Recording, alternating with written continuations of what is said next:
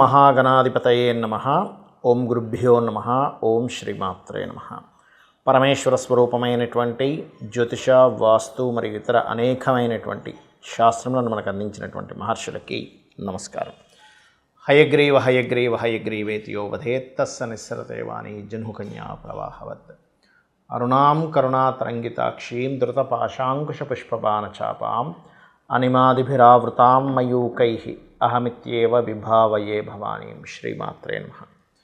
ప్రేక్షకులకి ఆ లలితాంబిక అమ్మవారి యొక్క అనుగ్రహం పరిపూర్ణంగా కలగాలని మనస్ఫూర్తి కోరుకుంటూ మనం ఈరోజు ఈ వార ఫలితాల్లో 23 ఫిబ్రవరి నుంచి మార్చి 1వ తేదీ వరకు ఉన్నటువంటి గ్రహస్థితి ఏ విధంగా ఉంది, మరియు ఈ గ్రహస్థితి మూలంగా ద్వాదశ లగ్నముల వారికి, లగ్నం తెలియని వారు రాశిని చూసుకోండి, ఎటువంటి శుభ ఫలితములు జరగనున్నాయి, ఏ విషయాల పట్ల జాగ్రత్త వహించాలి, మరియు ఏ పరిహార మార్గం చేసుకోవాలి.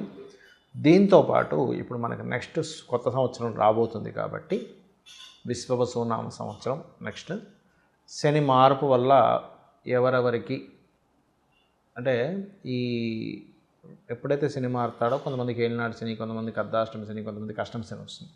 వాటి గురించి, వాటి ప్రభావం ఎక్కువగా పడకుండా ఉండాలి అంటే రెగ్యులర్గా ఏమి చేసుకోవాలనేది వీడియో ఎండింగ్లో చెప్తాను. ఎండింగ్ వరకు వీడియో చూడండి.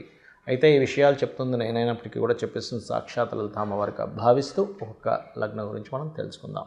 కుంభలగ్నము, కుంభరాశి. కుంభం వారికి కనుక చూసుకున్నట్లయితే రాశిలో శనితో పాటు రవి ఉన్నాడు. కాబట్టి ఇప్పుడు ఇలాంటి సందర్భాల్లో ఏమవుతుందంటే జీవిత భాగస్వామితోని లేదా పార్ట్నర్స్తోని కొంత స్ట్రెస్ అనేటువంటిది ఉంటూ ఉంటుంది. కాకపోతే కొన్ని విషయాల్ని ధైర్యంగా ఎదుర్కోవడము, ధైర్యంగా చేయడం చేస్తూ ఉంటారు. కొంచెం అంటే డేరింగ్గా కొన్ని పనులు చేయడం వల్ల మీకు ఫలితం వస్తుంది. ఫైనాన్షియల్గా మంచి గ్రోత్ ఉంటుంది. అందులో ముఖ్యంగా కన్స్ట్రక్షన్, ఆన్లైన్ బిజినెస్ చేసేటువంటి వారికి, ఆన్లైన్ అంటే మళ్ళీ షేర్ మార్కెట్లు, గుర్రం పందాలు, ప్యాకెట్లు కాదు, బాగా అర్థం చేసుకోండి. ఆన్లైన్ బిజినెస్ చేసేటువంటి వారికి, కన్స్ట్రక్షన్ రంగాల్లో ఉండేటువంటి వారికి, బ్యూటీ రిలేటెడ్ వాహన సంబంధంగా ఉండేటువంటి వారికి మీకు మంచి ధనయోగం చూపిస్తుంది. అదేవిధంగా కొంత సహోదర వర్గం నుంచి కొంతవరకు సహకారం అందుతుంది. కాకపోతే ఇక్కడ కొన్ని ప్రేమ వ్యవహారాలు, సంతానం సంబంధించిన నిర్ణయాలు తీసుకునేటువంటి విషయంలో కొంత స్ట్రెస్ అవుతూ ఉంటారు. తండ్రి గారి ఆరోగ్యం విషయంలో కొంత జాగ్రత్తగా ఉండాలి. పూర్వీకుల ఆస్తులకు సంబంధించిన విషయంలో కొన్ని డిస్ప్యూట్స్ వచ్చేటువంటి ఛాన్సెస్ అధికంగా చూపిస్తుంది. కొన్ని రాజకీయ నిర్ణయాలు, సంతానం సంబంధించిన నిర్ణయాలు, ప్రేమ వ్యవహారాలకు సంబంధించిన ఫ్రెండ్స్తో కొత్త ఫ్రెండ్షిప్స్ చేసేటువంటి విషయాల్లో కొంత జాగ్రత్తగా ఉండాలి. అదేవిధంగా కొత్త ఉద్యోగ అవకాశాలు అయితే వస్తాయి. అందులోనే ప్రధానంగా వేరే వేరే ప్రదేశాలకు వెళ్ళి అక్కడ ఉద్యోగ ప్రయత్నాలు సక్సెస్ అయ్యేటువంటి యోగం బలంగా చూపిస్తుంది. ఇక్కడ గమనించుకున్నట్లయితే మీ యొక్క రాశి వారికి ప్రధానంగా ఇక్కడ ఏంటంటే ఈ కుంభం వారికి కనుక చూసుకున్నట్లయితే రాశిలో రవిశనులు ఎప్పుడైతే కంబస్ట్ అయి ఉన్నారో కొన్ని విషయాలు స్ట్రక్ అయిపోయినట్టుగా ఉంటుంది. కాబట్టి ఈ వారఫలాలనే కాదు, ఒక 2 నెలల వరకు ఏదైనా ఇన్వెస్ట్మెంట్స్ చేసే విషయంలో కొంచెం జాగ్రత్తగా ఉండండి. ఎందుకంటే 12వ అధిపతిని కొంచెం అస్తంగత్వం చేసుకునేటువంటి కాంబినేషన్స్ కొంత నడుస్తాయి. ఒక 1 నెల రోజుల వరకు, దాదాపుగా 2 నెలలు అక్కర్లేదు కానీ 1 నెల రోజుల వరకు. కాబట్టి 12వ అధిపతిని, లగ్నాధిపతిని ఎప్పుడైతే రవి కంబస్ట్ చేసుకుంటూ నడిచేటువంటి గ్రహస్థితి ఏదైతే ఉందో, ఈ సమయంలో మీరు ఏదైనా ఇన్వెస్ట్మెంట్ చేసే విషయంలో ఆగడం మంచిది అనేటువంటి చాలా స్పష్టంగా చూపిస్తుంది. ఇన్వెస్ట్మెంట్స్ ఒకటి, విదేశాలకు వెళ్ళే విషయాలు ఒకటి కొంచెం చూపిస్తుంది. ఇక మీరు చేయవలసిన దేవత ఆరాధన లక్ష్మీ నృసింహస్వామి యొక్క ఆరాధన చేయండి. అన్ని విధాలా మీకు బాగుంటుంది. మరియు గోధుమలు, నువ్వులు, కందులు దానంగా ఇవ్వండి. అన్ని విధాలా బాగుంటుంది. చాలామంది ఎక్కువగా భయపడేది దేనికంటే శని మహాదశ వస్తున్నా, లేదా ఏలినాడు శని, అర్ధాష్టమి శని, అష్టమి శని వస్తున్నా సరే చాలా డిప్రెస్లోకి వెళ్ళిపోతూ ఉంటారు. అంటే ఇంకా నాకు లైఫ్ లేదనో, లేకపోతే ఇంకేమీ కలిసి రాదనో అనేటువంటిది. కానీ ఎక్కడా శాస్త్రంలో ఏలినాడు శని, అర్ధాష్టమి శని, అష్టమి శని వచ్చినప్పుడు, లేదా శని మహాదశ వచ్చినప్పుడు అస్సలు కలిసి రాదని ఎక్కడా శాస్త్రంలో లేదు. ఇది నేను ఛాలెంజింగ్గా చెప్తున్నాను. ఇక్కడ ఉన్నది ఏమిటి అనేది మనం బాగా అర్థం చేసుకోవాలి. మనము పూర్వజన్మల్లో చేసుకున్న కర్మ మూలంగా 7 గ్రహాలు, 2 ఛాయాగ్రహాలు, మొత్తం 9 కూడా మన కర్మ అనుసారంగా ఫలితాలు జరుగుతాయి. వాటికి ఎక్కడా కూడా మన మీద కక్ష కానీ ఏదో మన మీద ప్రేమ కానీ ఏమీ ఉండవు. వాటికి సిన్సియర్గా వాటి డ్యూటీస్ అవి చేసుకుంటూ వెళ్ళిపోతాయి. అవి అంటే ఇన్ సెన్స్ మన కర్మే ఆ రూపంలో అక్కడ సాఫ్ట్వేర్ లాగా భగవంతుడు చేశారు. ఇప్పుడు చూడండి, మరి ఆ కర్మ అనుభవించాలి కదా, మరి దాన్ని ఎలా తప్పించుకుంటాము అనేటువంటిది ప్రతి ఒక్కరికి $100 క్వశ్చన్ లాంటిది. ఇది ఎలాగా అంటే, ఒక్కోసారి చూడండి, మనం ఏదైనా ఒక అనుకోకుండా కొన్ని మిస్టేక్స్ జరుగుతుంటాయి లైఫ్లో, అవునా? జరిగినప్పుడు ఆ వ్యక్తి కనుక తప్పును ఒప్పుకొని సారీ చెప్పేసి తప్పైపోయిందండి అని అనుకున్నప్పుడు దానికి ఒక శిక్ష యొక్క ప్రభావం చాలా తగ్గుతుంది కదా. తప్పించుకొని మళ్ళీ ఇంకో తప్పు మీద తప్పు చేస్తే ఆ శిక్ష యొక్క ప్రభావం ఇంకా పెరుగుతుంది కదా. అయితే ఇక్కడ ఏంటంటే, దీనికి సంబంధించినటువంటి విషయంలో పర్టికులర్గా ఇక్కడ మీరు ఎప్పుడైనా గుర్తుపెట్టుకోండి,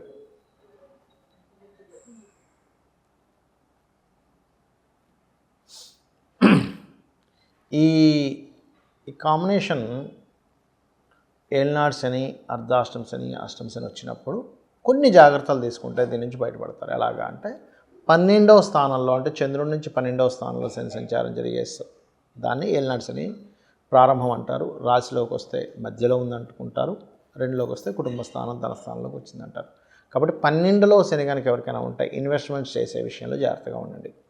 రాశిలో సంచరించేటప్పుడు పోస్ట్పోన్ వర్క్ చేయకండి. ఏ వర్క్స్ కూడా పోస్ట్పోన్ చేయడం వల్ల అక్కడ ఇబ్బంది పడతారు మీరు లైఫ్లో.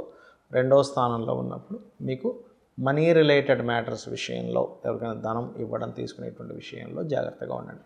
ఇది ప్రధానంగా మీరు జాగ్రత్త పడవలసిన అంశాలు శనికి సంబంధించిన విషయంలో. Okay, right. ఇక రెండవది ఏంటంటే, ఇక్కడ గమనించుకున్నట్లయితే అర్ధాష్టమ శని నడుస్తుందంటే 4లో శని జరిగేటప్పుడు వాహనాలు, గృహాలు కొనుగోలు చేసేటప్పుడు లేదా కన్స్ట్రక్షన్ చేసేటప్పుడు కొంత జాగ్రత్తగా ఉండండి.